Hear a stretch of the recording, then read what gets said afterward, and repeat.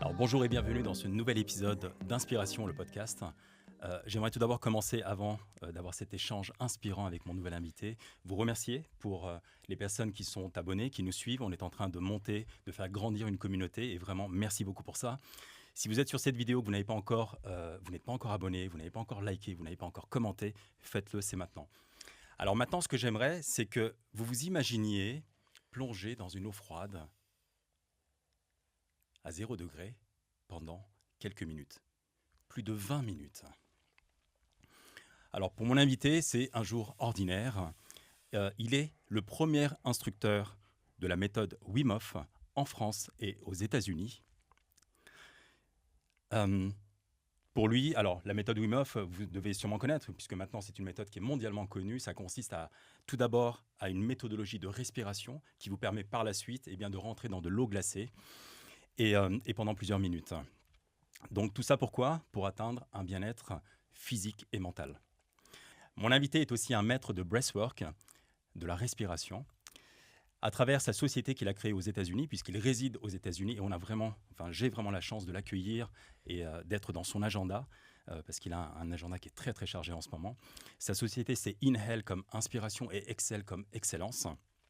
Eh bien, nous allons avoir cet échange inspirant, comme je le disais, et j'aimerais qu'on accueille Chris Tai. Merci beaucoup, Chris, d'avoir accepté mon invitation tout d'abord. Merci beaucoup, Bülent. J'ai été très touché quand tu m'as invité et puis tu m'as demandé de participer à ton podcast. J'aime beaucoup échanger, j'aime beaucoup nos conversations et puis repenser la vie, repenser nos vies et nos échanges. Donc j'espère que ça va être riche pour les gens et puis pour nous aussi. Et puis tout d'abord aussi, je voudrais m'excuser. Les Kanaks disent je vous prie de m'excuser pour toutes les choses que je vais dire et toutes les choses que je ne vais pas dire.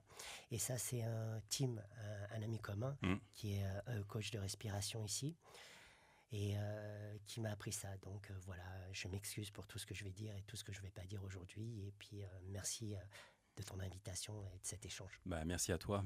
Je sais encore une fois que ton agenda est très très chargé. Tu vis aux États-Unis, on en parlera, ça fait déjà plus de 10 ans. Tu es à Malibu, 15 ans déjà, voilà. Donc tu vas nous parler un petit peu de tout ça, je pense. Mais j'aimerais tout d'abord peut-être rappeler un petit peu notre première rencontre. Il y a des choses dans la vie, en fait, il y a des personnes qu'on rencontre qui font partie de nos chemins de vie et tu fais partie de ces chemins de vie, de ces personnes inspirantes avec qui on partage des valeurs, tout d'abord. On partage des pratiques également. On a des valeurs communes. Alors, les pratiques communes que nous avons, c'est les arts martiaux, le kung-fu notamment, puisque tous les deux, on a commencé très très tôt l'art du kung-fu, le wushu. La respiration qui fait partie intégrante, bien sûr, de l'art martial, mais de toutes les autres choses qu'on a pu vivre dans nos différentes pratiques.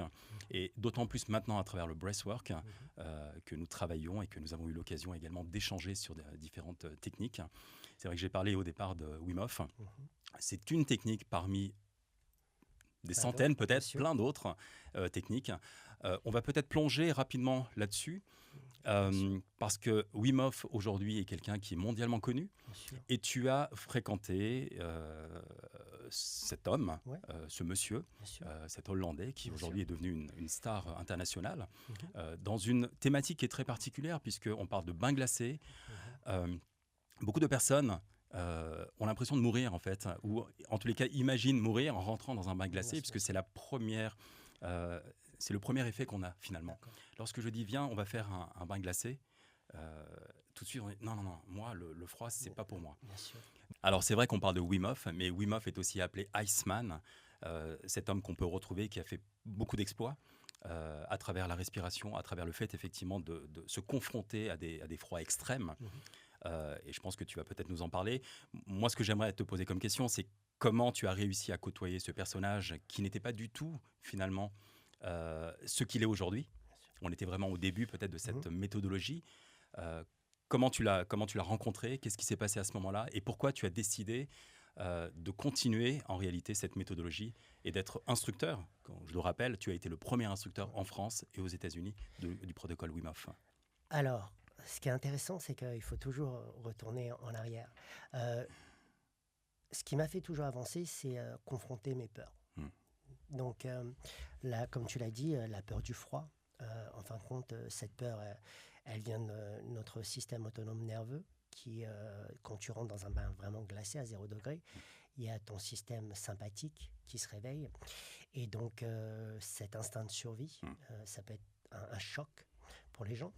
Donc, par le biais des arts martiaux, il y a une chose qu'on fait dans les arts martiaux japonais qui vient du shintoïsme, qui s'appelle misogi. Misogi, c'est se confronter à la nature d'une façon extrême pour pouvoir se dépasser. Donc ça peut être dans le karaté Kyokushinkai, qui est un karaté contact.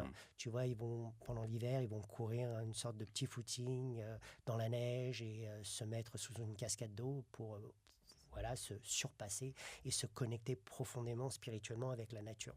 Je pense que Wim a créé ce misogi, cet état, ou cette expérience pour lui, puisqu'il est passé par des états extraordinaires, comme sa femme s'est suicidée, il est resté avec 4 enfants. Il s'est confronté aussi, il a fait un record où il a nagé sous la glace. Et c'était pour la BBC, je crois.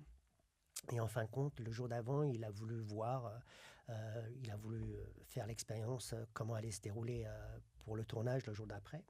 Et il a compté que c'était à peu près 70 brasses, d'un trou à un autre trou. Et il a été tout seul. Et puis en fin de compte, après 70 brasses, quand il a voulu remonter, il s'est rendu compte que le trou, il n'était pas là. Donc sa cornée avait glacé. Et donc, il a respiré, il s'est dit OK. Et on a cette expression en anglais qui c'est let it go or let it be. Et le let it go, pour moi, c'est le lâcher prise. Et en fin de compte, c'est toujours une question de contrôle. Let it go, lâcher prise, lâcher prise. Et let it be, c'est plutôt dans l'acceptance. Et là, il a accepté, ben voilà. Et donc, il a réussi à réguler son système nerveux. Et il est retourné un petit peu en arrière et il a trouvé la sortie. Et c'est là où il peut dire aussi, quelque part, il a mouru. Et comme je l'ai dit souvent, le verbe mourir, c'est quelque chose qu'on peut juste conjuguer au futur. Je mourrai. Si je meurs, je ne peux pas le dire parce que je suis mort. Et j'ai mouru, c'est quelque chose que tu ne peux pas dire. Mais tu peux dire j'ai mouru spirituellement. Et on peut aussi préciser que le mot spirituel, spire, en latin, là, ça veut dire souffle. Et donc, ce qui est intéressant dans tout ça, dans toutes ces petites idées que je partage, c'est qu'il a mouru. Il a mouru dans l'affection, puisque son amour est parti. Il a mouru physiquement sous l'eau. Aussi, il a eu cette expérience dans les Pyrénées où il était en train de faire de la varap sans corde à une très grande altitude, hauteur, je veux dire. Et là, il a une crampe. Et donc, il était soit je tombe et je m'écrase, ou soit je respire. Et donc, là aussi, il a mouru. Et puis, les gens peut-être ne savent pas, Wim a une cicatrice sous le nombril. Et il s'est assis sur un geyser d'eau pour une méditation. Et le jet d'eau est rentré dans son anus et lui a explosé tous ses intestins. Donc, c'est beaucoup d'expérience. C'est intense, tu vois, ce que je raconte. Mais ça change la perception. Et on parle de perception et de perspective. Au moment où on a réussi à accepter cette réalité que ça va s'arrêter, on ne s'engage plus de la même façon avec la vie. Les Romains disaient memento mori, souviens-toi que tu vas mourir, les stoïques. Et en fin de compte, c'est quelque chose d'important. Au moment où tu fais cette expérience, il y a quelque chose qui bascule dans ta tête. Donc, c'est ça que j'ai beaucoup apprécié de Wim. Et quand moi, je l'ai connu, on était à peu près 14, 12, tu vois. Et puis, il dormait par terre, sur son matelas avec sa guitare et son chien. Et j'étais dans un camp d'entraînement avec des Russes au Canada. J'aime beaucoup les arts martiaux russes pour la respiration. Le système. Voilà, le système, pas spécialement pour le combat. Mais c'est beaucoup basé sur la respiration, sur la relaxation. Pas seulement que physique, mentale, sur l'acceptance de la douleur. Et quand j'étais dans ce camp, j'ai rencontré quelqu'un qui, en 2014 ou 2013, il m'a dit, est-ce que tu as entendu parler du Iceman? Et j'ai dit, non, c'est qui? Il m'a dit, ouais, il est en Europe, c'est un mec, il va dans l'eau glacée, la respi et tout ça. Et puis, comme j'étais dans la respiration beaucoup, et comme on parle aussi des arts martiaux, c'est quelque chose que j'ai commencé très petit sans m'en rendre compte. J'ai commencé les arts martiaux comme toi à 6 ans, tu vois. Là, j'ai 50 ans, donc ça fait 44 ans. Années.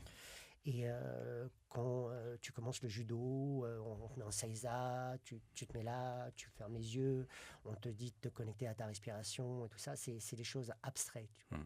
Mais en fin de compte, c'était un peu comme une sorte de sachet de thé, tu vois, qui s'est infusé pendant des années. C'était là sans être là. Et puis ça a toujours été là. Et puis à un moment donné, comme la maturité, la compréhension, le corps qui te fait défaut, tu comprends que la respiration, c'est l'art martiaux des arts martiaux, ou l'art martial des arts martiaux. Et tout revient. On en parlera plus tard, que tout commence par une respiration dans cette vie, cette conversation, tout. Donc c'était quelque part, quand j'ai entendu parler de ça, du bain glacé, la peur, tu vois, du froid. Je suis quelqu'un qui, mon ethnicité ou mon ethnie, mes origines sont du Vietnam, Southwest, donc sud-est asiatique, c'est la chaleur, c'est l'humidité, tu vois, voilà, je me sens bien, tu vois. Voilà, donc tu me dis le froid, tu vois, c'est dur, quoi. Si je dois aller surfer ou faire du snowboard, voilà, j'ai choisi.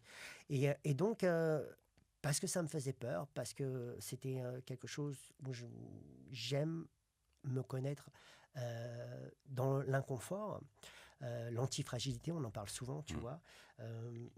Je n'aime pas la résilience, tu vois. On peut en parler aussi de ça. Pour moi, la résilience est un acte de soumission. Pourquoi? Parce qu'un enfant, c'est nécessaire, tu vois. Tu choisis pas tes parents, donc tu deviens résilient, tu acceptes des choses. Mais par contre, en tant qu'adulte, pour moi, la résilience, c'est d'accepter des choses quand, en fin de compte, tu aurais pu partir ou les laisser, au lieu de résister. L'antifragilité, j'aime bien parce qu'en fin de compte, c'est quelque chose qui est l'inconfort et grandir dans l'inconfort, être plus fort dans l'inconfort. Et pour moi, le bain glacé, c'est de l'antifragilité. Et aussi tes hormones, plein de choses qui se passent dans ton corps. Et maintenant, on comprend un peu mieux ce qui se passe. Quand moi, j'ai rencontré Wim, toute la science, elle était bidon, c'était pas carré. C'était pas carré du tout.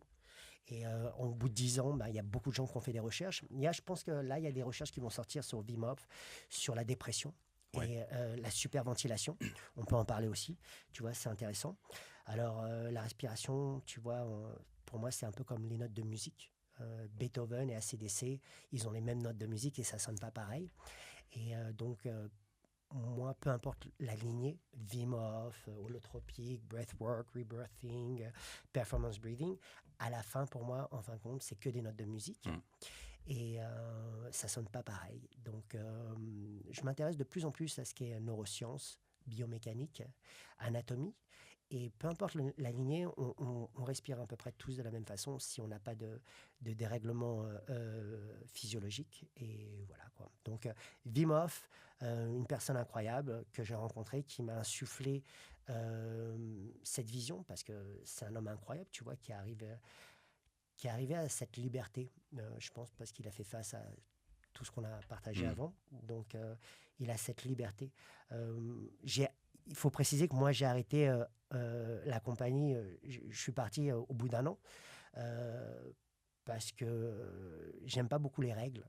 Moi, quand Wim m'a dit tu partages avec tout le monde, et le fait qu'on me donne des règles et qu'on m'impose des choses, c'est quelque chose que j'apprécie pas. C'est pas dans mon caractère. Donc, je suis parti, et puis il y avait tellement de choses aussi, tu vois.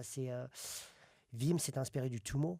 Tu vois, donc la respiration pour activer la chaleur, il n'y a pas que ça. Tibétaine. Voilà, tibétaine, le Tumo. C'est basé aussi sur le froid. Mais bon, si on y pense, le froid, les bains froids, ça fait partie de toutes les cultures, que ça soit dans le nord de l'Europe ou l'Europe centrale, le chaud, le froid, donc ce contraste, et que maintenant c'est devenu super hype un peu partout. On a un peu rebrandé un peu tout ça. Quand moi je vais en Turquie, tu vois, le hammam, tu as la piscine froide, le bain glacé à côté, donc ça fait partie des cultures depuis très très longtemps, tu vois, les Romains et tout ça. Donc il y a ça, et puis le mindset. Le mindset, c'est se dire que rester dans l'eau glacée et travailler, voilà, cette endurance, et puis qu'est-ce qui se passe, tu vois, cette peur. Donc, voilà, quoi. En fait, ce qui est intéressant aussi, c'est cette notion de. Il y a deux choses en fait qui me marquent beaucoup. C'est cette notion de lâcher prise. Tu lâches prise et cette notion de mourir. Mhm. C'est-à-dire qu'à un moment donné, est-ce que tu penses qu'il faut passer par ce lâcher prise et cette notion de je meurs de quelque chose.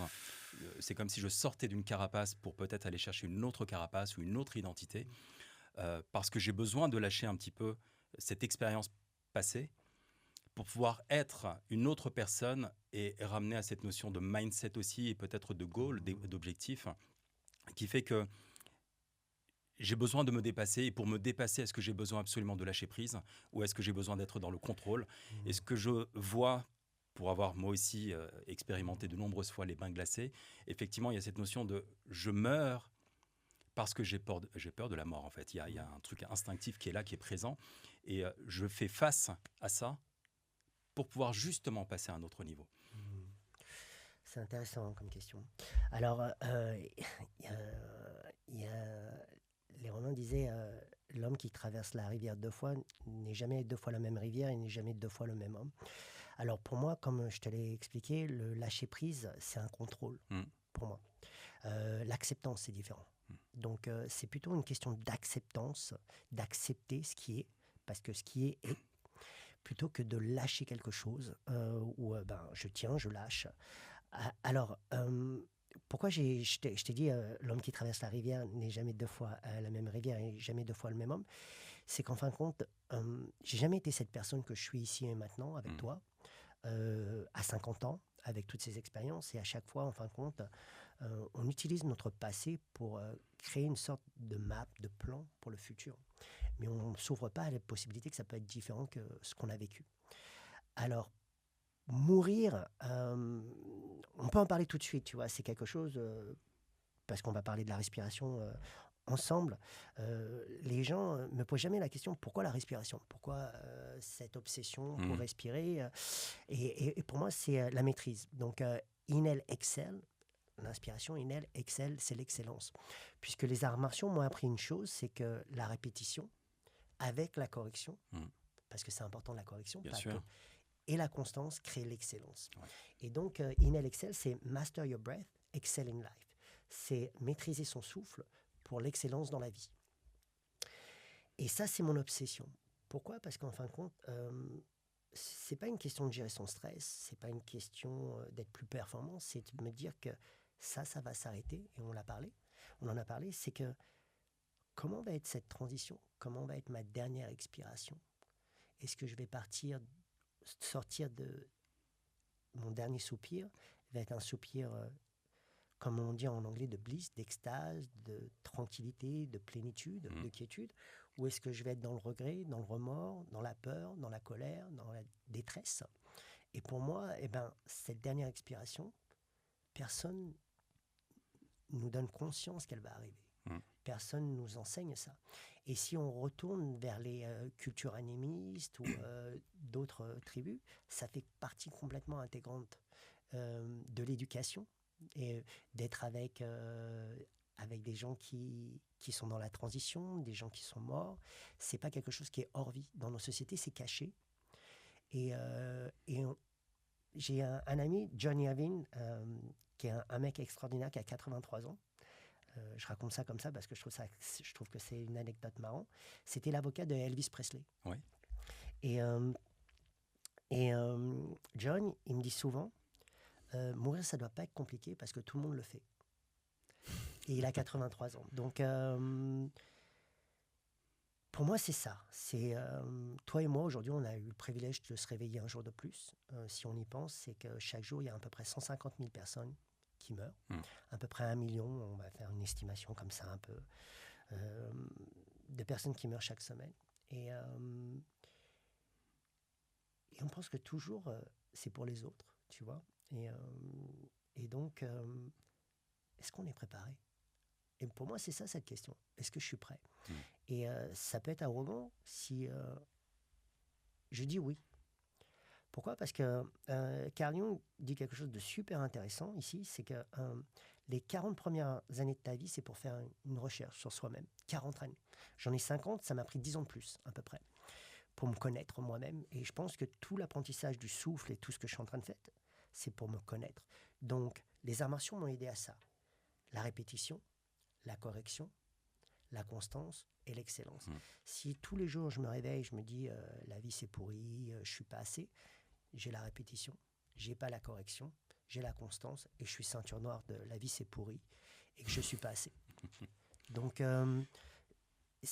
personne ne nous a appris à ça. On nous a toujours appris à être dans la production, dans l'excellence mais extérieure pour to fit in, comment dire, pour rentrer dans le moule. Pour rentrer dans le moule. Plutôt que de feel in, de se sentir en vie. Personne ne nous apprend ça, à s'individualiser. Pas dans la question égoïste et moi, mais s'individualiser dans le sens qui je suis. Comment je souhaite me présenter au monde. Et j'ai cette obsession, pas de la mort, que ça va s'arrêter, parce que ça me permet de célébrer chaque jour le mieux que je peux avec ce que j'ai et ce que je suis. Et ça, c'est vraiment important. Il n'y a plus une question de goal, d'objectif. C'est une question de standard maintenant. Et quels sont ces standards? Quand les gens, tu vois, souvent dans des podcasts, on me demande qu'est-ce que tu dirais à ton young self, tu vois, quand tu avais 18 ans. Et je dis rien. Parce qu'en fin de compte, la personne que je suis aujourd'hui, elle est due à toutes ces expériences. Si je change une virgule, un événement, je ne serai plus la même personne. Donc, je ne veux rien changer. Par contre, ce qui est important pour moi maintenant, c'est qu'est-ce que mon 80 ans ou 90 ans a besoin de moi aujourd'hui. Et chaque décision que je vais prendre aujourd'hui va m'éloigner ou me rapprocher de cet idéal de mes 80 ou 90 ans. Ça, c'est un peu mon obsession. Et donc, voilà. On a parlé de Wim Hof et puis un peu de tout. Exactement, mais c'est bien de partir un petit peu dans tout, mais c'est intéressant tout ça, parce qu'il y a cette notion qui est importante que j'aimerais également aborder avec toi, puisque on parle de respiration qui est vraiment le centre de tout, et tu sais très bien que c'est pour ça aussi que je m'intéresse beaucoup à cette notion de respiration.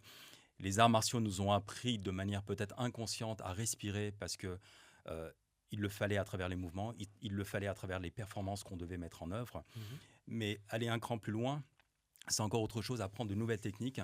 C'est pas juste de la gestion du stress, c'est pas juste de la concentration. Non, c'est tout un ensemble de choses qui nous permettent, je pense, effectivement d'être dans le moment présent déjà, et ça c'est extrêmement important, pour pouvoir se dire, je profite peut-être de mon passé, mais je me projette également dans mon futur, dans mon futur moi.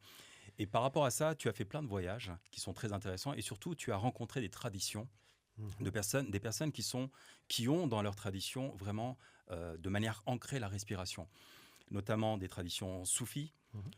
Tu en as parlé tout à l'heure des praticiens russes, comme dans le système A, c'est vrai que dans cet art martial russe, c'est beaucoup la respiration, c'est comment je vais pouvoir intégrer et ne pas prendre l'impact, mais d'une manière différente à travers la respiration. Comme moi, tu as rencontré également des maîtres chinois. On parle beaucoup de respiration, que ce soit dans le kung-fu en lui-même, le wushu, ou bien encore le tai chi, ou bien encore le qigong, dont on parlera tout à l'heure, parce que tu as une belle anecdote là-dessus. Et puis les Amérindiens, puisque tu as passé également du temps là-dessus, et je crois même que tu as des frères et sœurs peut-être spirituels que tu as gardés de là. Donc j'aimerais que tu me donnes un petit peu, sous forme d'anecdote peut-être, mais quelles ont été les leçons les plus importantes pour toi de ces différentes cultures que tu as reçues durant tous ces voyages? Qu'est-ce qui t'a marqué dans ces traditions, et qu'est-ce que tu gardes en fait de ces traditions que tu enseignes peut-être encore aujourd'hui et que tu t'enseignes à toi-même? Alors, ce qui est intéressant, c'est que les émotions, c'est universel, tu vois. Et, par contre, la narration, les croyances, elles sont contextuelles. Ouais. Donc, les soufis, nafas, le souffle, les Navarros, nilchi, le souffle, chi, ki, ou chi pour les Chinois, ki pour les Japonais, prana pour la pratique yogique. Donc, en fin de compte, tout revient vers le souffle. Alors, qu'est-ce que j'ai appris?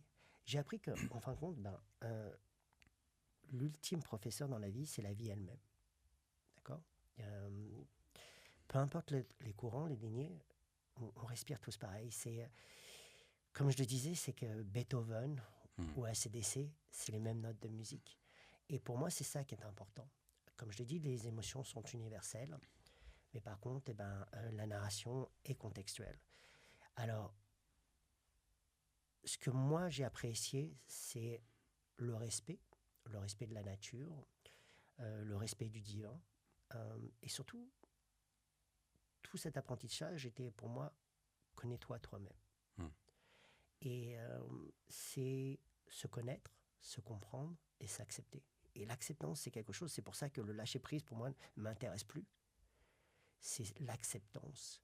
Parce qu'en fin de compte, on a cet idéal de nous, qui est juste un idéal, et qu'on montre toujours son bon profil, et qu'on va toujours aller là où on excelle, plutôt que là où c'est difficile. Pourquoi ? Parce que ça demande beaucoup d'énergie pour le cerveau, de faire quelque chose qu'on n'a jamais fait. Et puis d'où vient cet idéal aussi? Alors cet idéal, je pense que c'est cette idée qu'on a un higher self ou un être supérieur. Mm. Et en fin de compte, pour moi, c'est cette idée quand cet être supérieur, cette verticalité, soit va nous aider à vouloir aller plus haut. Et on dit en anglais, higher you climb, thinner is the air. Plus haut tu montes et moins il y a d'air. Mais ce qui est aussi dans le mythe de Sisyphe, c'est que tu sais, cette pierre qu'on pousse jusqu'au sommet, et que tu redescends, mais c'est que ce qui est important pour moi, c'est que même si tu montes au sommet, tu ne peux pas y rester jamais parce que rien ne pousse. Donc, tu es arrivé à quelque part où rien ne pousse. Tu es obligé de redescendre. Et cette higher self, pour moi, c'est une illusion, la perfection et la peur d'être rejeté. Et on ne veut pas accepter ce côté humain. Ce que moi j'ai apprécié, c'est de se dire, tu vois, les Navarros, quand ils font un costume avec des perles, tu vois, s'il y a une ligne noire, une ligne rouge, une ligne blanche, à un moment donné, dans la ligne blanche, ils vont mettre une perle rouge. Parce qu'ils comprennent que cette perfection, cet idéal n'existe pas. Et cette idée qu'on a de nous-mêmes, je pense que c'est... Et plus maintenant, quand on met des filtres sur nos photos, on se crée cette réalité, et qu'en fin de compte, on n'est pas des gens cassés. Je pense que nos attentes sont cassées, nos aspirations sont cassées, ou détruites, ou je ne sais pas comment. Biaisées, donc voilà. Et alors, ce que j'ai appris, c'est que le souffle était le dénominateur commun pour une sorte d'illumination pour moi. J'aime pas le mot élévation.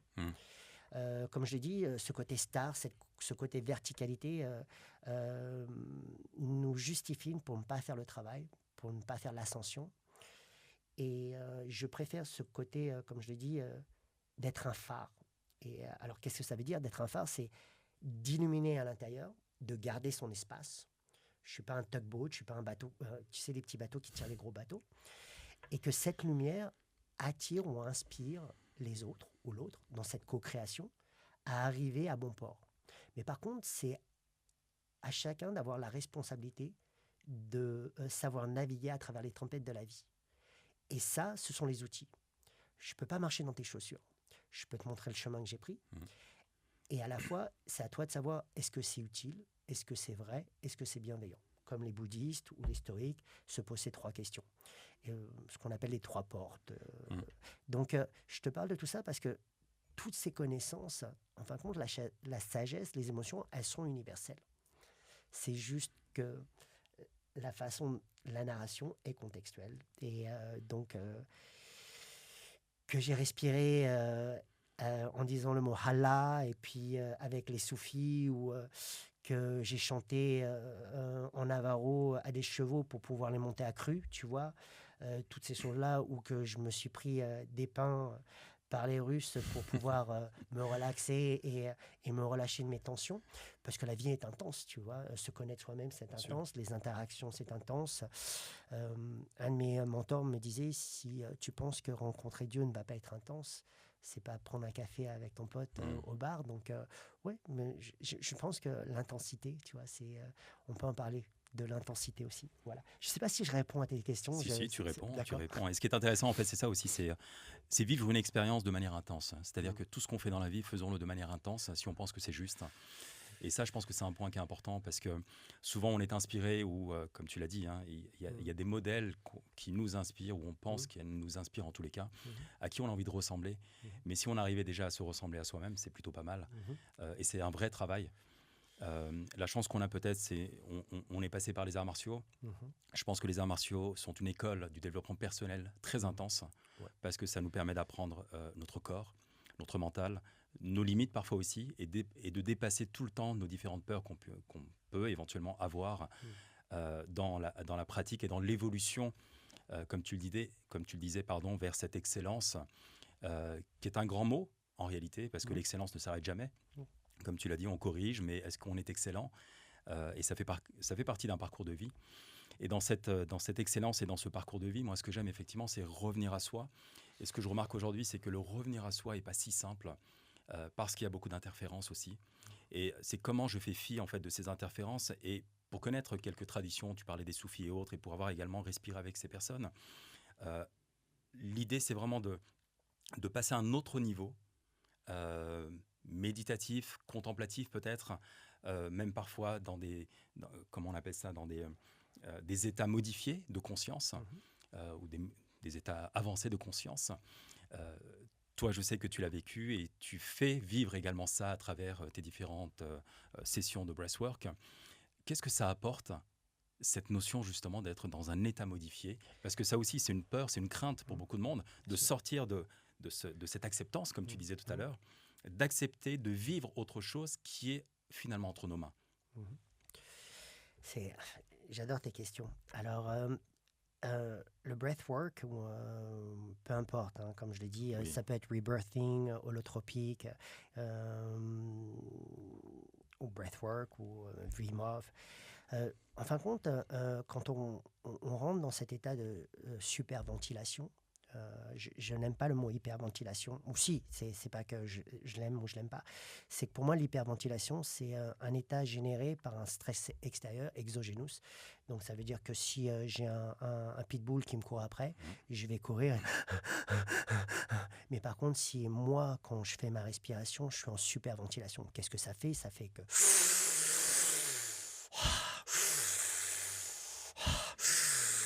ou par le nez. Et je peux passer Là, c'est moi, de façon endogénus, qui décide.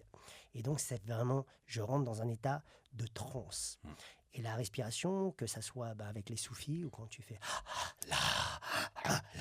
pendant des heures, tu rentres dans un état de transe. Pourquoi? Parce qu'il y a un effet qui se passe dans le corps, c'est que la superventilation, sans bouger, crée un déficit de CO2.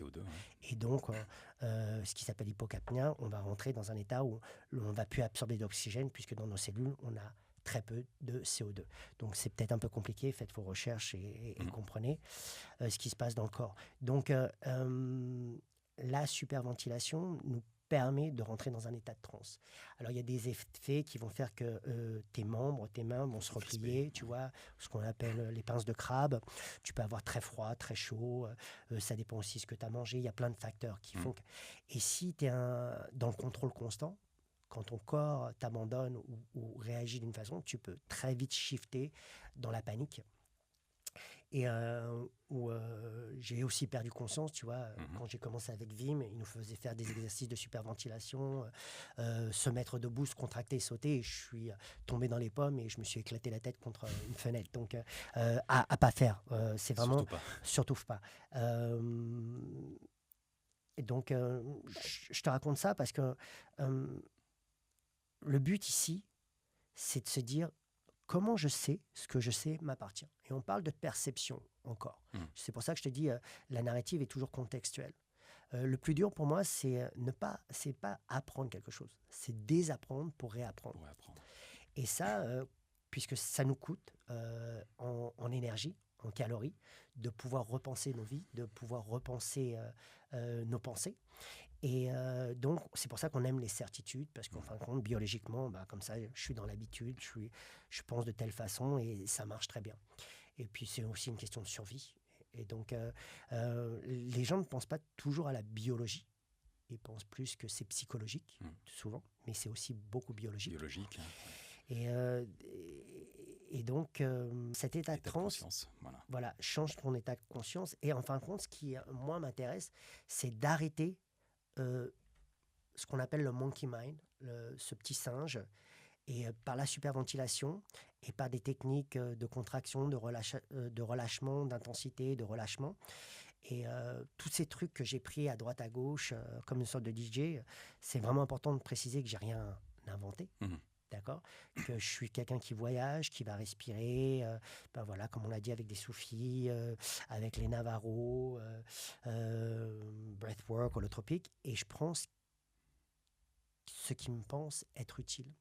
À la fois aussi, quand je fais respirer les gens, il y a des gens qui, la superventilation, c'est super. Il y a des gens, ça fait super peur. Ouais. Et il y a des gens qui n'aiment pas du tout. Et donc, pour moi, c'est comment inviter les gens à respirer pour se connaître. À respirer, de comprendre que c'est un outil qui fait partie de notre système autonome nerveux, mais c'est cette master key, cette clé étalon qu'on a. Qu'est-ce que je veux dire par là?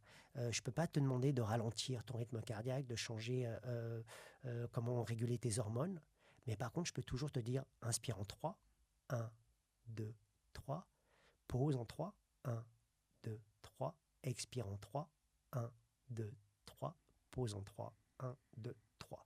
Donc, quelque part, on a depuis le début cette clé étalon en nous, cette clé maîtresse ou maître qui nous permet de réguler notre système autonome nerveux. Et ça, c'est vraiment intéressant. Et comme je l'ai dit, je crois que c'est l'évangile de Saint Jean qui dit au début était le Verbe, mais dans la Genèse, il dit que Dieu a soufflé dans le nez de l'homme. Et pour moi, en fin de compte, avant le Verbe était le souffle, parce que tu ne peux pas dire un mot sans expirer. Exact. Et c'est pour ça que je dis tout commence par un souffle. Cette conversation, tout. Notre premier baiser, je ne sais pas, notre première réussite, nos premiers échecs, tout commence par un souffle. Ce cri primal qu'on a eu quand l'air est rentré dans nos poumons, c'est comme ça qu'on a expérimenté cette réalité. Même si bien avant, dans le ventre de notre mère, notre cœur a commencé à battre. Mais quand on s'est engagé vers l'inconnu, je veux dire la naissance, tu vois, tu t'engages à l'inconnu, tu choisis 2 parents si tu penses que tu les as choisis, et tu ne sauras jamais ce qui va se passer demain. Donc la vie est un engagement sur l'inconnu, et toutes ces choses-là, la respiration, le breathwork, cet état de transe nous permet, le rebirthing, de renaître. Voilà. Cette notion de respiration, elle est intéressante parce que, et tu parlais tout à l'heure de cette notion de désapprendre pour apprendre. C'est vrai qu'on ne nous a pas appris à respirer, donc on est dans un flux finalement où tu disais également que les émotions étaient universelles, où on vit parfois des émotions qui sont universelles, qui peuvent être parfois impactantes. Et je pense que dans le monde dans lequel nous vivons aujourd'hui, à travers, que ce soit les médias, à travers vraiment ce qui se passe, on peut être impacté inconsciemment si on n'est pas en capacité justement d'apprendre à respirer pour pouvoir équilibrer un petit peu nos systèmes. Et tu l'as dit, c'est la biologie aussi. C'est la biologie, c'est la compréhension de notre corps. C'est comment faire en sorte que la respiration puisse être un outil, et un vrai outil que tu as à ta disposition. Mais pour ça, ça demande toujours un engagement. C'est un engagement de temps, c'est un engagement d'apprentissage. Également de se dire, j'ai envie peut-être d'appréhender certaines choses de manière très différente. Et peut-être qu'il y a un outil aujourd'hui qui est à ma disposition et que je peux utiliser à n'importe quel moment, à n'importe quel endroit et dans n'importe quelle forme physique, c'est la respiration. Et ça, c'est un vrai outil. Alors, c'est toujours plein de bonnes questions. Quand tu partages cet outil, la respiration, il y a une chose qui m'intéresse pour moi, c'est d'être avec le présent, pas d'être présent, puisqu'en fin de compte, je suis toujours présent. Quand tu penses au passé, au futur, c'est toujours ici et maintenant. D'accord. Est-ce que tu es avec le présent? La tasse de café, le micro, cette conversation. Et ces outils, pour moi, en fin de compte, on en parlait, c'est d'être, en anglais on dit aware, ça veut dire d'être conscient, d'être engagé dans ce moment. Et un petit clin d'œil à Jean-Claude Van Damme. Oui, c'est clair. je sais pas comment expliquer ça. C'est que j'ai plus cette notion de vouloir réussir, d'achever quelque chose, parce que je me dis que cette possibilité d'être ici, d'être né, il y a des gens qui l'ont calculé, c'est une possibilité de 1 sur 400 trillions. Ça veut dire que ta vie, ma vie, être là comme être humain, c'est quasiment quelque chose d'impossible. Et me regarder dans la glace ou regarder ma fille et lui dire ben, t'es pas assez, tu dois achever quelque chose. C'est plus une question de standard maintenant et comme j'ai dit, de sens. Et cette respiration, ce souffle, c'est comme cette tasse de café, voilà. Tu vois, se dire que, est-ce que je la sens, tu vois, dans ma main? Est-ce que l'odeur du café, quand je vais prendre le café dans ma bouche, se sentir, c'est, est-ce que je sais que je respire? Et ça, quand je respire, je le dis, est-ce que tu sais que tu respires? Quand tu penses, est-ce que tu sais que tu penses? Quand tu as une émotion, est-ce que tu sais que tu as une émotion? Et on se pose jamais cette chose-là. Je respire, mais je sais que je respire. Je pense et je sais que je pense. C'est pas quelque chose qui m'arrive de n'importe où. Et c'est ça que m'a donné la respiration, de savoir. Donc je retourne vraiment à des règles toutes simples. Se connaître, se comprendre. Et d'être avec le présent. Voilà, d'être avec. Avec le présent. Avec. Et parce qu'on est toujours présent. Bien sûr. Parce qu'on ne peut pas respirer dans le passé ou dans le futur, on ne peut pas bouger. Et là, les arts martiaux nous apprennent toujours que c'est d'être avec le présent. C'est là maintenant. Voilà. J'aimerais te poser une question et pour clôturer peut-être ce paragraphe avec Wim Hof. Ouais, bien sûr. Tu as fait 21 minutes dans l'eau glacée. C'est une méditation, c'est une performance. Qu'est-ce qui se passe dans la tête d'une personne qui reste 21 minutes dans une eau glacée à 0 degré? Alors, je vais préciser, ne pas le faire, déjà. Déjà, un disclaimer, juste quand même, voilà. juste une parenthèse. Ne faites pas de superventilation seul, soyez vraiment avec un coach qui vous accompagne, parce que comme tu l'as dit, comme Chris l'a dit, il peut y avoir des effets qui sont inattendus. Et surtout, ne rentrez pas non plus dans un bain glacé seul. Là aussi, pareil, il peut y avoir des effets parfois compliqués. Donc, alors, on peut le dire, il y a des gens qui sont morts par la superventilation tout seul, puisqu'on... le fait qu'on n'a plus besoin de respirer, on peut black out, tu vois. Donc quand je lui dis ne pas le faire 21 minutes, pourquoi? Parce que j'ai dû passer plus de 35 minutes dans le sauna. J'étais en train de trembler tellement que j'ai cru que mon cœur allait s'arrêter. Donc sur le moment, pourquoi je l'ai fait? J'aimerais que ça soit romantique, que ça soit une belle histoire, mais en fin de compte, je pense que je voulais être le meilleur. Je pense que cette chose des arts martiaux, où en fin de compte, on se pousse tout le temps et que c'est soit avec soi-même et puis soit avec les autres. Le fait qu'il y avait un groupe, on était à peu près une quinzaine et que je voulais être le premier. Donc ça, c'est la réalité, tu vois. Bon, c'est pas très beau. Le challenge. Voilà, à ce moment-là, c'était ça. Et c'est humain. Voilà. Donc j'aimerais vous dire que non, tu vois, j'étais connecté avec la nature, le divin. Non, je voulais être le premier. Et j'ai payé le prix parce qu'en fin de compte, je ne l'ai jamais refait, tu vois. Si je reste 3 minutes dans l'eau glacée, mon système nerveux se régule très bien. Et que j'ai compris que les réussites de quelqu'un n'avaient rien à voir avec mes propres réussites et mon propre chemin. On ne peut pas marcher dans les chaussures des autres. Donc, Wim, ses accomplissements, ses réussites, c'est les siennes. Et j'ai aucune aspiration à être comme lui, j'ai aucune aspiration d'être comme les autres. J'ai qu'une aspiration, c'est d'être la personne que j'ai toujours cherché d'être. Et ben voilà, et je répète, connaître, comprendre, s'accepter. Donc voilà, c'est pas très romantique, je sais, mais bon, je pense qu'on n'est pas là pour être romantique. Hein. Je peux en parler aussi, puisque moi, j'ai eu ma première expérience, était il y a très très longtemps aussi, je crois il y a 15 ans peut-être, 15 ou 20 ans. Ma première expérience du froid, du glacé, j'étais en Finlande. Et tu connais peut-être la Finlande. La culture de la Finlande, il y a le sauna, bien sûr. Et on était dans un endroit avec donc ce sauna, ce grand sauna, puisqu'on pouvait être à mon avis 200 dans ce sauna, tellement c'était énorme. Et un lac qui était complètement glacé, dans lequel en fait il faisait un trou. Et il fallait plonger dans ce trou. Donc la première réaction effectivement, c'est de se dire waouh, ça va être un peu compliqué. Mais lorsqu'on décide de plonger dans cette eau, j'ai eu l'impression pour la première fois de ma vie de sentir l'ensemble de mes cellules en effervescence, en fait, en ébullition. Tellement c'était bon, tellement on se sentait vivre. Et du coup, qu'est-ce qu'on fait? On sort et on y retourne. Et donc, j'y suis retourné 2-3 fois comme ça.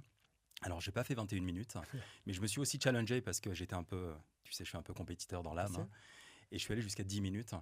Et déjà 10 minutes, sortir de l'eau, j'ai dû mettre peut-être au moins 30 minutes à 45 minutes à revenir à moi, tellement Bien je sûr. tremblais et j'arrivais plus Bien sûr. à reprendre mes esprits d'une certaine manière. Bien Donc, sûr. surtout, il ne faut pas le faire. Non. Mais en tous les cas, c'est des expériences qui sont intéressantes à vivre Mhm. et ça nous permet de passer à un autre level, en fait, à un autre niveau, au niveau de l'esprit et au niveau du corps. Mhm. On est capable de le faire, il n'y a pas besoin de le refaire, mais on est capable de le faire. Et je trouve que c'est des expériences et des anecdotes qui sont intéressantes et qui nous Bien restent sûr. et qui nous permettent aussi, parce que plus on vit des stress d'une certaine manière intense, Mhm. et plus dans la vie de tous les jours, on n'est pas stressé aussi Mhm. par rapport à des stress qui sont beaucoup plus C'est- cool. Ce qui est intéressant, c'est qu'en fin de compte, il y a toujours, sur une pièce de monnaie, il y a toujours deux faces. Alors, je dis de ne pas le faire, mais en tout cas, l'avoir fait m'a permis, voilà, de transcender quelque chose. Exactement. Donc, on n'apprend pas de l'histoire des autres. Donc, tout ce qui nous passe dans nos vies, les Romains, les Grecs ont vécu les mêmes choses, différents contextes, mais les mêmes questions. Et on apprend sur la réflexion de notre histoire. J'ai eu besoin de ça pour me comprendre. J'aurais pu lire un livre sur ça, mais ça n'aurait pas eu le même impact que moi rester 21 minutes ou de m'entraîner avec des Russes et me faire frapper. Ou, tu vois, donc c'est clair que c'est compliqué de dire à quelqu'un qui a 20 ans ou 30 ans, ne fais pas ça parce qu'à 50 ans, tu vas payer le prix. Si une personne de 20 ou 30 ans est capable, c'est à lui de faire son expérience Bien sûr. et d'avoir sa propre réflexion. C'est pour ça que je reviens, l'homme qui traverse la rivière deux fois, mais c'est jamais deux fois la même rivière et jamais deux fois le même homme. Comme on ne sera pas les mêmes hommes après ce podcast également. Voilà. On aura traversé une rivière également. Alors, j'aimerais on a une expérience qui est commune, alors qui est un peu différente. Moi, j'ai commencé l'enseignement du Kung Fu à Paris, et mon club à l'âge de 19 ans, donc j'étais plutôt très jeune, et j'ai enseigné pendant 20 ans. Toi, à l'âge de 20 ans, tu as une expérience qui est juste extraordinaire, je trouve, parce que tu as eu cette opportunité d'enseigner à des moines tibétains au Tibet, dans un monastère, et de vivre dans ce monastère aussi. Ouais. Comment ça s'est présenté? C'est encore une expérience de dingue, je trouve, incroyable. C'est quoi le contexte? Est-ce que tu peux nous en parler rapidement? Alors, déjà, je me suis fait tatouer, j'avais une vingtaine d'années. Et puis, Christophe, le tatoueur, était dans le bouddhisme tibétain. Et j'avais cette aspiration, cette idée romantique encore du bouddhisme. Quand on est jeune, on est romantique, on a plein d'idéaux, d'idéal. Et je me retrouve avec Christophe et je vais dans dans des conférences sur le bouddhisme. Et très difficile pour moi parce que ça parle, tu vois, en tibétain, c'est traduit et je somnolais plutôt dans les séances de 2-3 heures sur plein de choses. Donc, je suis quelqu'un qui est plus dans l'expérience plutôt que la connaissance dans des livres, tu vois. Donc, comme je dis, je peux lire tous les livres sur le bain glacé, mais tu restes 21 minutes, c'est quelque chose de différent. Donc, quand on s'engage avec les arts martiaux, il y a quelque chose de très kinesthésique, une expérience vraiment somatique dans le corps. Et j'avais cette idée d'aller à la source. Pour moi, c'est toujours aller à la source. Tu me parles de Wim Hof, je vais le rencontrer. Tu me parles des soufis, je vais les rencontrer. J'aime aller à la source. Tu vois, l'holotropique, j'ai respiré avec le groupe de Groff, qui est le groupe en ce moment qui s'appelle Groff Legacy, qui est parce que holotropique n'appartient plus à Steve Groff. Je t'explique tout ça, pourquoi? Parce que je vais à la source. Voilà. Si tu me dis Steve Groff, c'est la source de l'holotropique, clac. Si tu me dis... peux peut-être parler de l'holotropique rapidement pour les personnes qui ne connaissent pas, puisque c'est vrai que c'est pas forcément connu. Alors, l'holotropique, c'est, en fin de compte, Steve Groff, c'est un psychanalyste, un docteur en psychanalyse, et qui a commencé à étudier l'effet du LSD sur les gens. Et il a cherché comment induire les gens en état de transe ou de conscience altérée sans utiliser de LSD ou de médecine ou de drogue. Et donc, ça a été par le biais de la respiration. Donc, les sessions se font sur 3 heures avec de la musique, sans se parler. On a les yeux bandés et on a un sitter, une personne qui t'accompagne si tu as des besoins d'aller aux toilettes et tout ça. Et pendant 3 heures, avec une musique, tu rentres en transe et tu respires. Et à la fin, tu dessines un mandala qui représente à peu près ta journée de ce qui s'est passé. Voilà, grosso modo. Et c'était utilisé pour les addictions, je pense, pour... Voilà. le trauma, Notamment addiction. les traumas, les addictions. Voilà, toutes ces choses-là. Et donc, comment tu t'es retrouvé là-bas. voilà, pourquoi je me suis retrouvé là. Donc, quand j'avais 23 ans, je voulais faire ce voyage. Je lisais Paulo Coelho, l'alchimiste, Dan Millman, le guerrier pacifique, toutes ces journées de quest, de conquête intérieure. Et donc, j'avais décidé avec mon ami Guillet de partir au Népal, Tibet et Inde, sur un peu plus de 3 mois. Donc on prend nos billets, sac à dos, je faisais des photos, j'étais photographe à cette époque.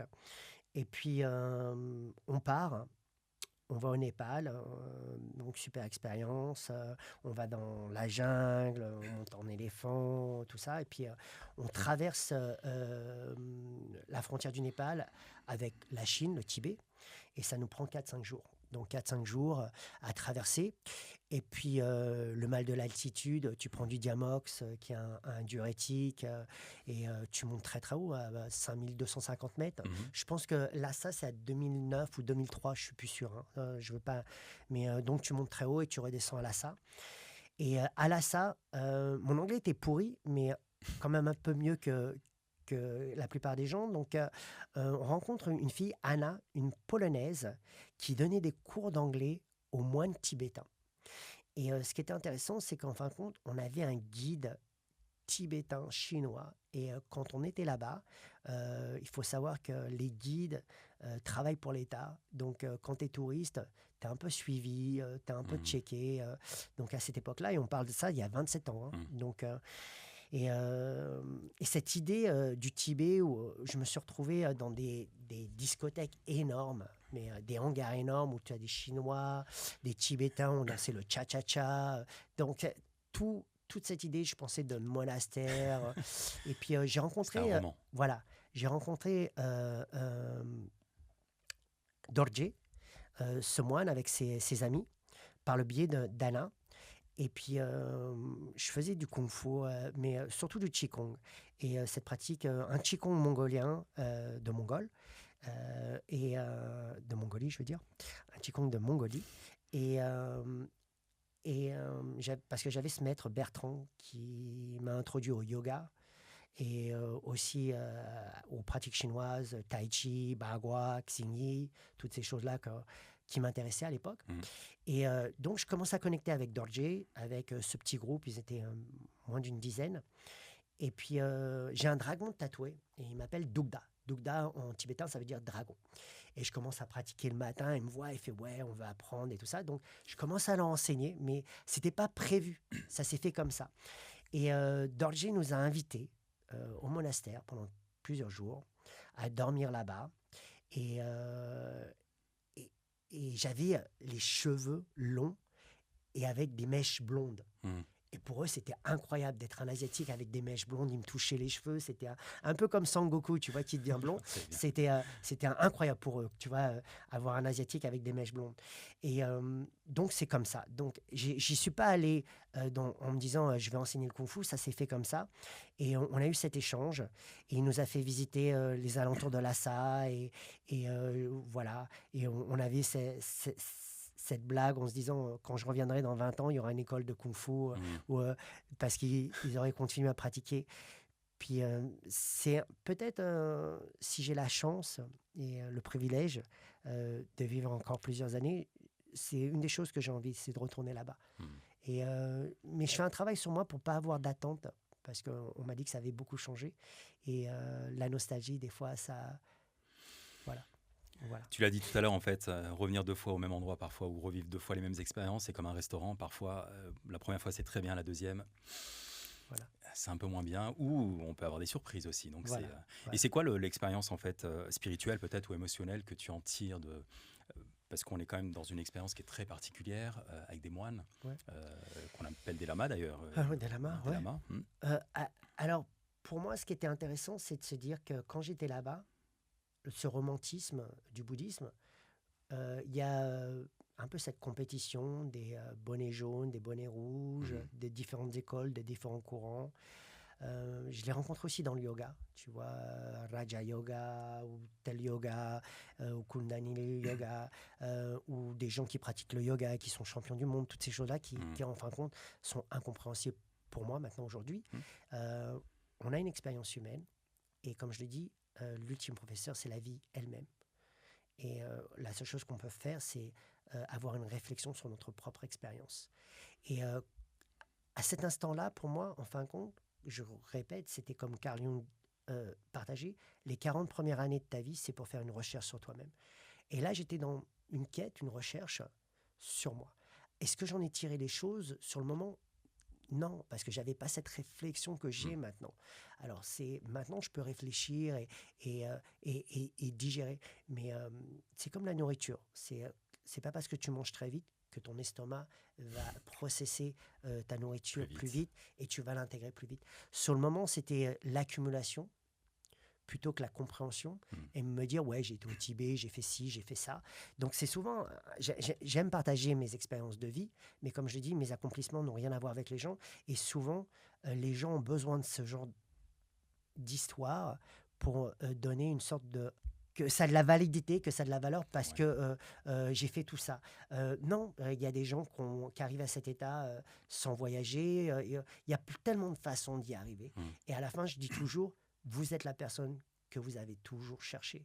Et le fait de créer ce piédestal ou cette verticalité, cette vie extraordinaire, elle nous permet ou nous justifie de ne pas faire les pas vers soi-même et de se comprendre. Il y a des gens qui n'ont pas besoin. J'en suis sûr qu'il y a des gens qui lisent des livres et qui arrivent à voyager à l'intérieur de soi-même. Et moi, voilà, je suis dans l'expérience, j'ai besoin dans le corps. Peut-être parce que la vérité, c'est que je pense que je suis un peu comme Naruto ou Sangoku, si les gens aiment le manga. Je ne suis pas le plus intelligent, mais par contre, j'ai cette capacité à ne pas avoir de peur. Je suis curieux. J'ai envie de savoir et j'ai envie d'aller à la source, de comprendre. Et que pour moi, comprendre, ça passe par le corps. C'est peut-être pour ça aussi que le souffle. Et parce que c'est somatique, c'est le corps. Si je lis des bouquins, si j'ai pas eu d'expérience, c'est dur pour moi de connecter. Passer par le corps me permet de comprendre. Voilà. Devenez la personne que vous recherchez. Je trouve que c'est une belle phrase. Et c'est intéressant parce que c'est un point commun aussi qu'on a. Lorsque vous allez sur mon site, c'est très simple, bulin-turan.com, c'est devenez qui vous êtes, mon slogan. Et c'est ça, effectivement, c'est-à-dire qu'on a déjà tout en nous. Maintenant, c'est comment je vais pouvoir aller chercher et rassembler peut-être ces différentes particules que nous avons, qui nous permettront d'être nous-mêmes et de nous connaître. Et c'est vrai que ça prend un temps, et tu l'as dit, 40 ans d'après Carl Jung déjà, et puis la suite. Donc c'est quoi la suite ? Effectivement, ça c'est encore une autre histoire, et c'est nous qui créons la suite, d'une certaine manière, en se renouvelant, en étant très curieux, ça aussi c'est important, et puis en étant, je pense aussi, alors dans la pratique certes, puisque ça permet de vivre des expériences. On peut aussi voyager à travers les livres, à travers différentes choses, à travers des personnes inspirantes. Là, on est en train de voyager aussi. On est allé au Tibet, on est allé à côté de Wim, on a fait différentes choses. Maintenant, pour continuer un petit peu dans ce voyage, toi, tu as décidé de voyager et de quitter la France. Il y a un petit bout de temps de ça maintenant. Ça fait à peu près, comme tu disais tout à l'heure, 15 ans que tu as installé aux États-Unis avec un anglais, pardon, comme tu l'as dit, qui était peut-être pourri au départ. Aujourd'hui, qui est très, très bon. C'est quoi l'entrepreneuriat aux États-Unis ? Puisque j'aimerais qu'on rentre un petit peu dans ce domaine aussi, puisque tu as créé, comme on l'a dit au départ, une société qui est Inhale Excel. C'est quoi l'entrepreneuriat ? C'est quoi le breathwork aux États-Unis ? En tous les cas, la perception de la respiration, parce que je sais qu'elle est largement différente par rapport à celle qu'on peut retrouver en France ou en Europe, notamment. Je sais que tu coaches des personnes très connues, voilà, de très haut niveau. Pourquoi ces personnes viennent vers le breathwork ? Alors, je pense que aux États-Unis, ils sont très forts pour rebranding. Tu vois, ils prennent quelque chose et ils en font quelque chose de nouveau. Et ça, c'est très fort. C'est très fort. En ce moment, si tu regardes un peu sur les réseaux sociaux, LeBron James, un des plus grands basketteurs, tu vas le voir respirer.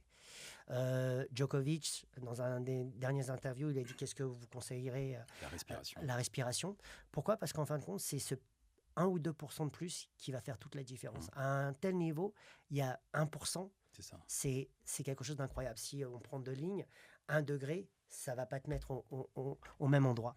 Et comme je le répétais au début, où je le partageais avec toi, c'est que la respiration, c'est l'art martial des arts martiaux. Tout commence par une respiration. La peur, c'est un excitement, c'est un enjouement sans respirer. Un engouement sans respirer, la peur. Et donc, je travaille avec ces gens parce que, comme on le partage au début, j'étais dans la respiration depuis que j'étais tout petit. Et la pratique, j'aime pas le terme mindfulness en anglais. Je veux pas que mon esprit soit full. Donc, j'ai créé cette chose qui s'appelle, j'ai utilisé, et c'est là que le côté américain, clever, j'ai utilisé les 2 lettres AI pour Artificial Intelligence, pour Active Interoception. Qu'est-ce que ça veut dire? C'est au lieu d'intelligence artificielle, j'utilise interoception actif et pour utiliser les mêmes lettres. Et qu'est-ce que c'est l'interoception active? C'est sentir son corps depuis l'intérieur en utilisant mes pensées et ma conscience pour comprendre. Donc Aristote avait classifié les sens, je ne sais plus il y a combien de milliers d'années avant Jésus-Christ, les 5 sens. Ce que je vois, ce que je sens, ce que je goûte, ce que je touche et ce que je sens. Et en fin de compte, tu as une journaliste, Emma Young, qui est une journaliste en psychologie, qui a répertorié un peu plus de 32 sens.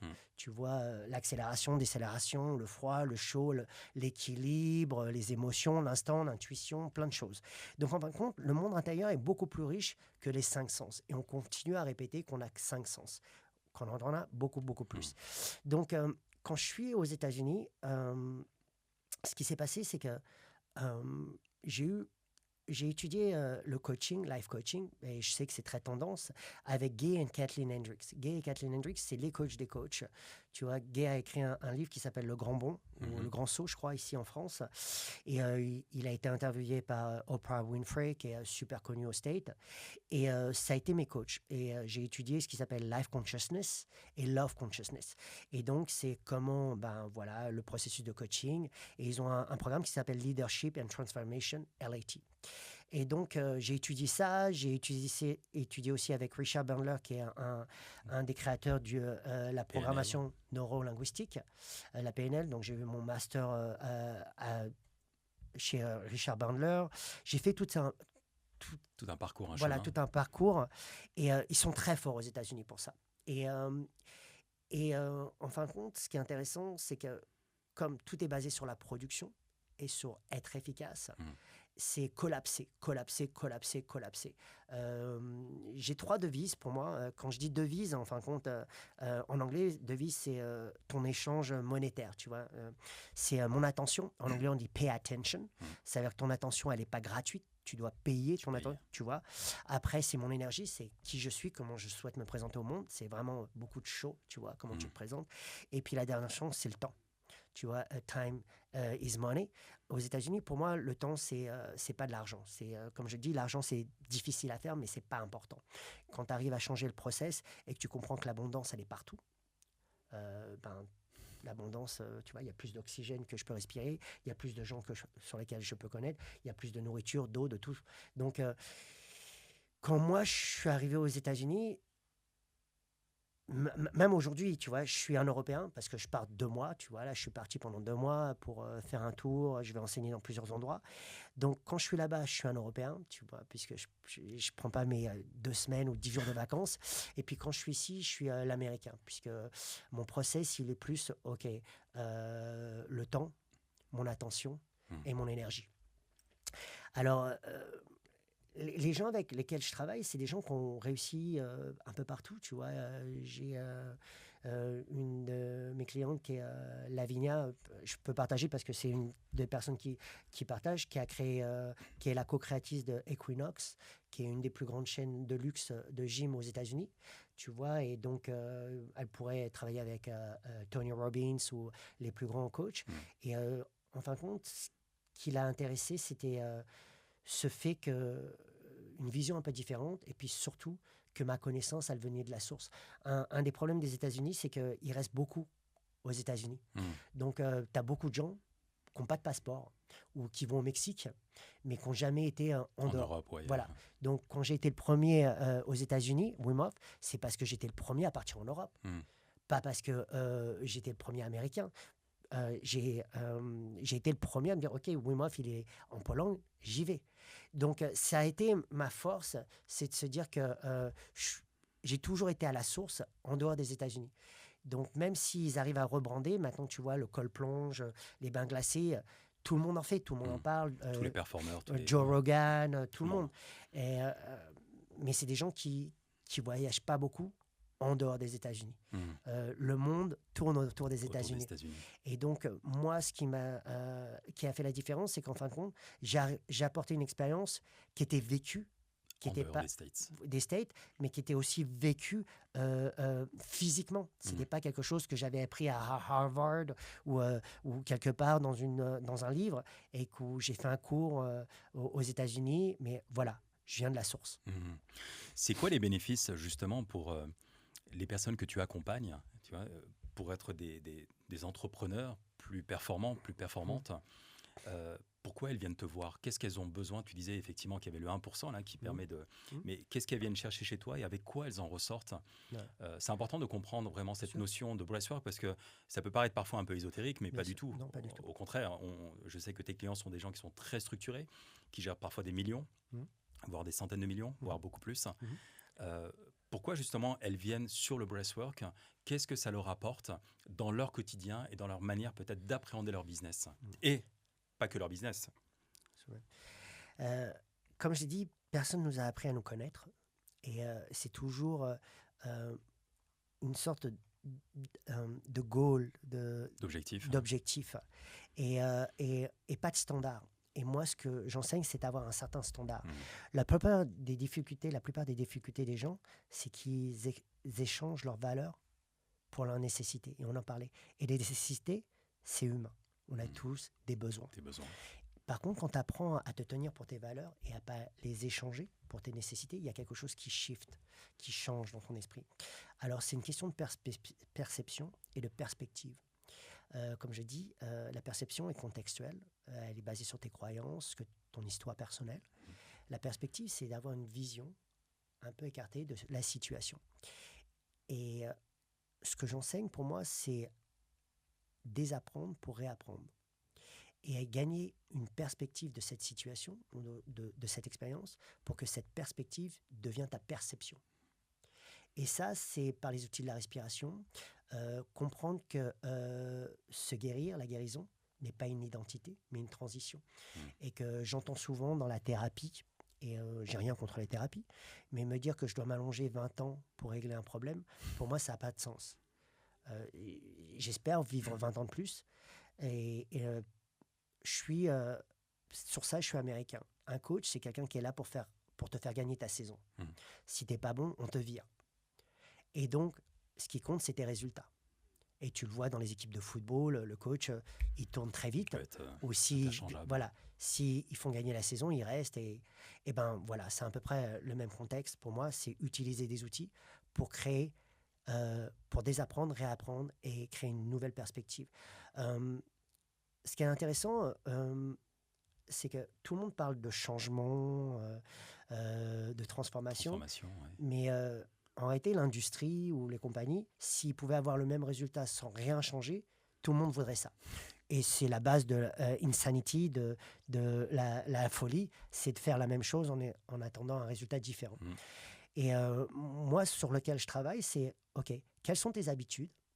Comment on peut intégrer des choses sur tes habitudes pour qu'en fin de compte, cette transformation, elle se fait plus rapidement. Donc, je ne sais plus, 30 ans, 40 ans d'expérience, collapser le temps. Pour moi, collapser, ça veut dire faire une sorte de saut et prendre ce qui est utile et ce qui fonctionne pour toi. Donc, tu peux aller voir, soit tu vas voir, tu t'achètes des fringues chez Prada, tu vois, Gucci, c'est super, c'est classe, Tom Ford, ce que tu veux. Ou tu peux aller voir ce Taylor, comment on appelle un tailor. ce tailleur, et qui va te faire un costume sur mesure avec des tissus qui sont incroyables de nulle part, et là, ça va t'aller pour toi. C'est un peu ce que je fais. C'est pas que la respiration, c'est le coaching, c'est la programmation neurolinguistique, c'est la respiration, c'est l'interoception, comme tu disais. Voilà. J'ai créé aussi une chose qui s'appelle DMT, pas DMT dans le sens quelque chose qu'on prend, mais toujours en utilisant des lettres. Ça, c'est mon côté américain. Des acronymes. Voilà, des acronymes. Dynamic Movement Therapy, parce que somatic therapy, les gens ne comprennent pas toujours. Donc, grâce au mouvement, libérer les tensions. Et ça, j'ai appris ça avec les Russes, tu vois. Ça, on travaille beaucoup. Tu peux pas faire semblant quand on fait des stick massages où tu as des points comme ça, et puis tu as ça qui te rentre dans le corps, ou tu te fais puncher par un Russe. Tu peux pas faire semblant. Soit tu respires, tu arrives à te relâcher et à te recentrer, ou soit tu collapses et tu tombes. Donc, pour moi, tout ça, ça a été vraiment la compréhension, elle a été dans mon corps, dans mes cellules. Et maintenant, pour moi, c'est donner une expérience qui est un peu plus homéopathique, mais qui a aussi son efficacité dans la respiration, le mouvement et le coaching. Et pourquoi ça marche? Parce que je travaille pas longtemps avec les gens, mais par contre, je vais très vite. Et c'est ça qui est important aux États-Unis. L'efficacité. C'est la rapidité. Donc, c'est pour ça, tout simplement. En fait, on est à tous les niveaux dans la performance, toujours.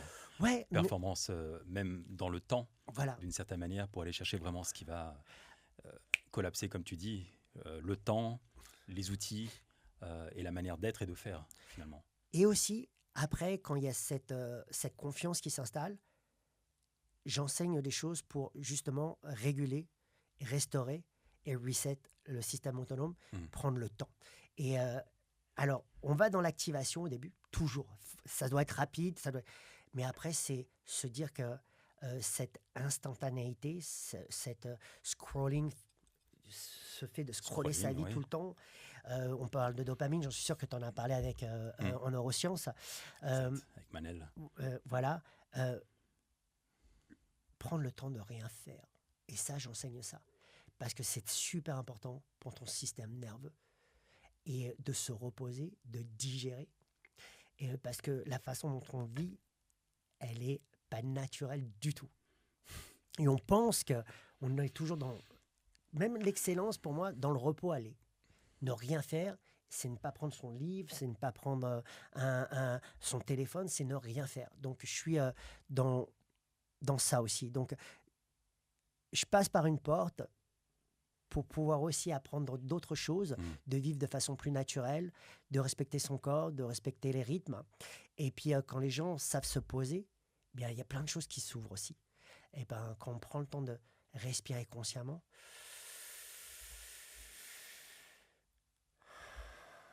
et de sentir, tu vois, mes bras ici, voilà, et faire une pause. La respiration, maintenant, pour moi, elle s'engage plus sur ça. La respiration consciente et présente, et mieux s'engager un tout petit peu chaque jour, tu vois, plusieurs fois dans la journée, plutôt que faire des grosses sessions de breathwork. Donc au début, on fait des grosses sessions pour créer ce shift, mais après, c'est utiliser cette respiration comme outil pour se connecter avec soi-même, ses émotions, et se dire, est-ce que je sais que j'ai des émotions? Est-ce que je sais que j'ai des pensées? Est-ce que je sais que je respire? Est-ce que je sais que j'ai une interaction avec toi? Tu vois, ça passe par des petites choses comme je dis pas aux gens hey, comment ça va? Tu vois, hey, what's up? How are you doing? Non, je fais good to see you. Je suis content de te voir. Parce que quand j'ai pas le temps d'avoir une interaction, je vais pas demander comment ça va à quelqu'un. Si j'ai pas le temps, je suis pas intéressé. Mais par contre, même dans ça, je suis aligné, je me dis, je suis content de te voir. T'es en vie? Voilà, je suis en vie, c'est bien. Et c'est des petits détails que j'enseigne. En anglais, ils font souvent ce qu'on appelle filler, c'est you know what I mean, you know. Je dis jamais you know. Quand je parle, même si voilà, je peux un peu bégayer, ou j'ai pas besoin de l'approbation extérieure. Donc, si tu écoutes Michelle Obama, elle dit beaucoup you know en anglais, ça me rend fou. J'ai pas besoin de ton approbation extérieure, je peux me tromper. Je peux me poser, je peux réfléchir, mais j'ai pas besoin d'avoir ton acceptation pour pouvoir savoir qui je suis. Ce cadre que je me construis, pour cette liberté, parce qu'on n'a pas de liberté sans cadre, c'est moi qui me le construis. Et Et ce cadre, bien sûr, il est limité, mais bon, voilà quoi. Mais c'est toi qui décides de la limitation, Voilà. en fait, tout simplement. Alors, on pourrait parler encore pendant très très longtemps, et peut-être que ça sera l'occasion de faire un second épisode en 2025, pourquoi pas, voilà, pour continuer un petit peu sur cette discussion philosophique d'une certaine manière. Bien sûr. Alors, on arrive sur la fin, et moi, tu sais, j'ai une habitude, en fait, c'est Bien sûr. un certain nombre de questions, une séquence de questions-réponses, Super. dans laquelle je vais te demander juste un mot ou une phrase de répondre voilà, de manière très simple. Une routine à mettre en place chaque jour. Ce que j'ai dit, c'est respiration consciente, mais de façon régulière. Parce que des fois, juste respirer consciemment, c'est un acte de courage. Un mot pour surmonter l'échec. L'humour. L'humour, ouais.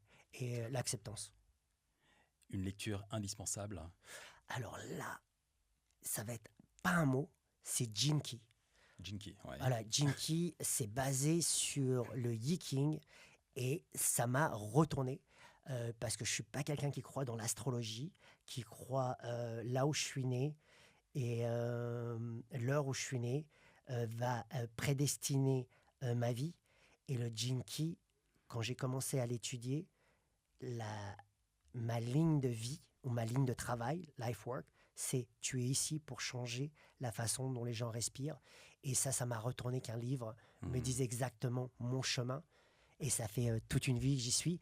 Et là, j'ai dit, OK, bon, peut-être qu'il y a un peu de mystère dans cette vie et que ça m'en donnait au divin et au mystère de la vie aussi. Et c'était peut-être une des choses les plus dures. Donc voilà. Alors, juste une parenthèse par rapport au Gene Key, justement. Je sais qu'il y a des cercles à Paris. D'accord. Où tu as la possibilité, justement, d'intégrer ces cercles pour pouvoir travailler sur, je ne sais pas, ton chemin de vie, si on peut appeler ça comme ça. Et moi, je suis super cartésien. Moi, il faut que ça rentre dans la boîte, que ça soit carré. Et donc, c'est pour ça que ça m'a surpris beaucoup, beaucoup. Un trait de caractère essentiel pour réussir, d'après toi? Grit. Grit, en anglais, c'est une sorte de persévérance. Et j'aime pas le mot passion parce que passion, c'est la passion du Christ, c'est la souffrance. J'aime le mot enthousiaste parce que ça veut dire rempli du divin. Donc je dirais grit en anglais, c'est cette persévérance remplie d'enthousiasme. Et parce que sinon, c'est hustle and grind. Et hustle, c'est la débrouille. Le grind, c'est trimer. Ouais. Voilà, donc le grit, c'est la persévérance avec de l'enthousiasme. Alors, je vois la réponse, mais un sport ou une activité physique pour évacuer le stress, qu'est-ce que tu conseillerais? Rien. Ça veut dire savoir. Le vide. Voilà, ne rien faire. Et parce que c'est vrai que le mouvement, c'est ma vie, le mouvement. Mais la façon dont je récupère, c'est quand je fais rien. Donc, c'est une sorte d'équilibre. Pour moi, c'est les arts martiaux. Je ne peux pas dire autre chose, tu vois. Je vais à la salle 5-6 fois par semaine. Mais ne rien faire, apprendre à ne rien faire et ne pas culpabiliser à ne rien faire. Oui, même pas de respiration, c'est se dire, je laisse mon corps. Une sorte d'oisiveté temporaire, une oisiveté qui ne te culpabilise pas et qui fait que tu ne vas pas à la dérive. Voilà. Et j'adore cette activité. Est-ce que tu as une citation inspirante? Ouais. Alors, Albert Camus. Albert Camus a dit ne me laisse pas marcher devant toi, je ne vais pas te diriger. Ne me laisse pas marcher derrière toi, je ne vais peut-être pas te suivre. Marche à mes côtés et sois mon ami. Donc, je l'ai un peu paraphrasé, mais c'est un peu ça. Voilà, c'est marche à mes côtés et sois mon ami. Le but, c'est que tu es la personne que tu as toujours cherchée et que être une bonne personne. Et on est tous en train de se poser des questions. On n'a pas tout compris et on ne sait pas grand-chose. Et donc, voilà quoi. Marchons ensemble. Et parfois, on se rend compte qu'on ne sait rien. Ouais, souvent. Et c'est mieux de rien savoir. J'aimerais aussi faire une annonce. On a parlé effectivement de ton tour d'Europe. Oui. Tu as déjà fait quelques pays. Tu vas continuer à faire d'autres pays encore. Tu vas aller notamment à Istanbul, tu vas aller à Casa, tu vas à Zurich. Ouais. Et on a la chance d'organiser un événement à Paris aussi, ensemble. Donc ça, c'est vraiment génial. Et donc, j'aimerais qu'on en parle rapidement, en quelques minutes. Le 15 novembre, en fin d'après-midi, et le samedi 16 novembre, il y aura une masterclass qui sera dédiée vraiment à la respiration. Le vendredi, ça sera un atelier dans lequel on va pouvoir vivre toutes ces différentes méthodologies techniques. Un atelier qui va s'appeler Antifragile. Antifragile, ouais. Voilà, Antifragile. Est-ce que tu peux peut-être nous donner une ou deux phrases pour motiver les personnes à venir dans cet atelier? Alors, j'ai pas envie de motiver les gens. La question, c'est se poser qui je suis, comment je souhaite me présenter au monde et quelles sont les difficultés que je rencontre. Est-ce que je suis cette personne quand je me regarde dans la glace, que j'apprécie? Est-ce que la vie m'impacte de telle façon que j'ai pas la force? Ou est-ce que j'arrive à m'ouvrir, à comprendre, à me comprendre, à comprendre les autres? Est-ce que j'ai plus de facilité dans cette vie? Aussi, donc c'est des petits outils. C'est pas très compliqué. La seule façon, c'est comme les arts martiaux, c'est la constance et la répétition va créer cette excellence. Donc, il va y avoir plein d'outils, il va y avoir une expérience profonde aussi, parce que c'est bien d'avoir un avant et un après. Et ça va être basé sur l'anatomie, la biomécanique, utiliser des sagesses anciennes pour les faire contemporaines. Je suis pas très New Age, même si je suis beaucoup entouré de New Age aux États-Unis. J'aime le concret, j'aime donner des outils qui vont améliorer le quotidien et surtout avoir un peu plus de plaisir et de facilité à s'engager avec soi-même et avec la vie.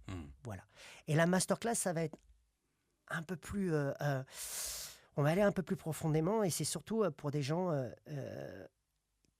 qui veulent approfondir quelque chose et surtout la masterclass, je vais pouvoir, il va pas y avoir beaucoup de monde, donc c'est cette interaction comme les arts martiaux, on dit skin to skin, de contact à contact, c'est comme ça qu'on apprend le mieux, par la correction au moment, par la compréhension et voilà, donc j'ai hâte de la masterclass parce que ça me permet de connaître les gens et de créer ce costume sur mesure pour les besoins de la personne et pas quelque chose de global, même si le workshop, je pense que ça va être vraiment, ça va apporter beaucoup à tout le monde. Alors, autre chose également à préciser, c'est que, comme tu le disais, c'est un nombre limité de personnes. Donc, on sera 10-12 maximum, grand maximum. Donc, on va vraiment passer du temps sur ça. Et on sera 5 coachs, 5 spécialistes de la respiration également qui seront présents. Donc, qui seront vraiment présents avec chacune des personnes. Tous les détails seront sous les différentes publications, sous la vidéo YouTube. Enfin, voilà, vous aurez tous les éléments pour pouvoir vous inscrire. Donc, je vous invite à vous inscrire rapidement, puisque, comme je vous le disais, les places sont limitées. Ça va se passer à Paris, donc vous aurez tous les éléments, comme je le disais, l'adresse, la location, l'heure, etc., dans les différentes publications. Chris, ça a été un plaisir et un grand honneur pour moi de t'avoir aujourd'hui dans les studios d'Inspiration. On a partagé plein de choses, il y a plein de sagesse, il y a plein de philosophie, il y a plein d'autres choses encore. Alors moi, la chance que j'ai, c'est que moi, je vais continuer mon chemin avec Chris. Voilà, donc on va continuer à discuter, à partager, puis à grandir ensemble, et puis à se nourrir l'un et l'autre de nos différentes expériences, et ça c'est génial je trouve. Donc encore une fois, merci. Tu as peut-être un dernier mot à partager avec l'audience. Déjà, merci si vous êtes resté jusqu'à maintenant et que ça vous a intéressé, c'est moi qui vous remercie pour votre temps. La vie c'est une co-création, je n'invente pas la roue, c'est juste un partage. Pour moi, ce qui est incroyable, c'est que le monde est tellement grand que le monde il a besoin de nous pour se poser, pour se connaître et que faire la démarche de ce que tu fais, d'être un éternel étudiant comme moi et de vouloir partager, de vouloir donner. Dans Monsieur Ibrahim et les fleurs du Coran, il dit à Momo, qui est Maurice, il lui dit ce que tu donnes t'appartient pour toujours, ce que tu gardes, tu le perds à jamais. Et voilà, donc c'est dans le don. Et c'est pour ça que j'adore les soufis. Et donner.